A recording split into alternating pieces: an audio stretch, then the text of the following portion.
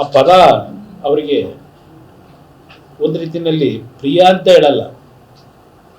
ಆ ಮುಗ್ಧ ಜನರ ಬದುಕಿನ ಜೊತೆ ಚೆಲ್ಲಾಟ ಆಡ್ಕೊಂಡು ಬಂದಿದ್ದಾರೆ ಇಲ್ಲಿವರೆಗೆ. ಆ ಪದವನ್ನು ಉಪಯೋಗ ಮಾಡಿಕೊಂಡು ಇವರ ಸ್ಥಾನಮಾನಗಳನ್ನು ಭದ್ರ ಮಾಡ್ಕೊಳ್ಳಿಕ್ಕೋಸ್ಕರ ಅಷ್ಟೇ ಈ ಪದ ಬಳಕೆ ಮಾಡ್ತಾರೆ.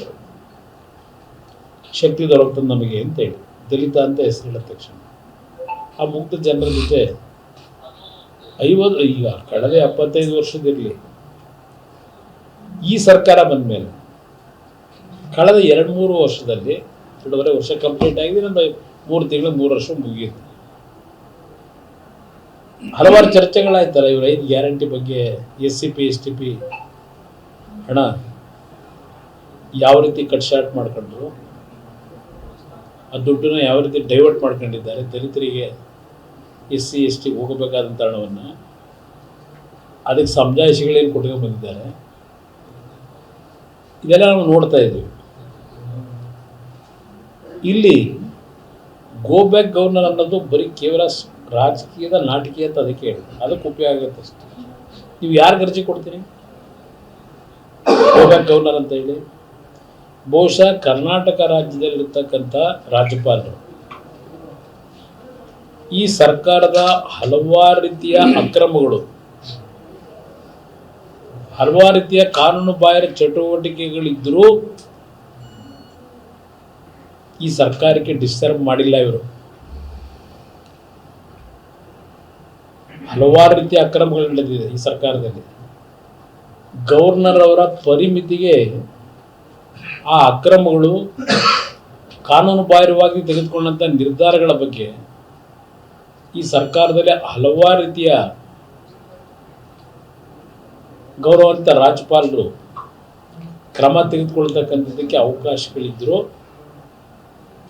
ಬೇರೆ ರಾಜ್ಯಗಳಲ್ಲಿ ನಡೀತಾ ಇರತಕ್ಕಂಥ ರಾಜಕೀಯಕ್ಕೆ ಈಗಿನ ಇಲ್ಲಿಯ ರಾಜ್ಯಪಾಲರು ಎಂದೂ ಸಹ ಸಂಘರ್ಷ ಮಾಡಲಿಕ್ಕೆ ಹೋಗಲಿಲ್ಲ. ಎಲ್ಲದಕ್ಕೂ ಸಹಕಾರ ಕೊಟ್ಕೊಂಡು ಬಂದಿದ್ದಾರೆ. ನಿನ್ನೆ ದಿನ ಜಂಟಿ ಅಧಿವೇಶನದಲ್ಲಿ ಏನು ರಾಜ್ಯಪಾಲರ ಕೈಯಲ್ಲಿ ಭಾಷಣ ಮಾಡಿಸ್ಬೇಕು ಅಂತ ಹೇಳಿ ಅದೊಂದು ಪ್ರತೀತಿ ಇಟ್ಕೊಂಡಿದ್ದೇವೆ. ಪ್ರತಿ ವರ್ಷ ಸದನದ ಒಂದು ಜಂಟಿ ಸದಸ್ಯರ ಉದ್ದೇಶ ಮಾತನಾಡ್ತಕ್ಕಂಥದ್ದು ಸಂವಿಧಾನ ಚೌಕಟ್ಟಿನಲ್ಲಿ ಇಟ್ಕೊಂಡಿದ್ದೇವೆ. 11 ಪ್ಯಾರಗಳ ಬಗ್ಗೆ ಚರ್ಚೆನೂ ಆಗಿದೆ. ಅದೆಲ್ಲ ಬಿಡಿಸಿ ಹೇಳಲಿಕ್ಕೆ ಹೋಗಲ್ಲ. ಈಗ ಹಲವಾರು ಕೇಂದ್ರ ಸರ್ಕಾರದ ಯೋಜನೆಗಳು ಜಾರಿಗೆ ತರಲಿಕ್ಕೆ ಒಪ್ಪಿಗೆ ಕೊಟ್ಟು ಹಣ ಬಿಡುಗಡೆ ಆಗಿರತಕ್ಕಂಥದ್ದಕ್ಕೆ ಈ ಸರ್ಕಾರ ಕೇಂದ್ರ ಸರ್ಕಾರ ಜೊತೆ ಕೆಲವು ವಿಷಯಗಳಿಗೆ ಎಷ್ಟು ಮಟ್ಟಿಗೆ ಸಹಕಾರ ಕೊಟ್ಟಿದ್ದಾರೆ. ಇತ್ತೀಚೆಗೆ ನಿಮ್ಮ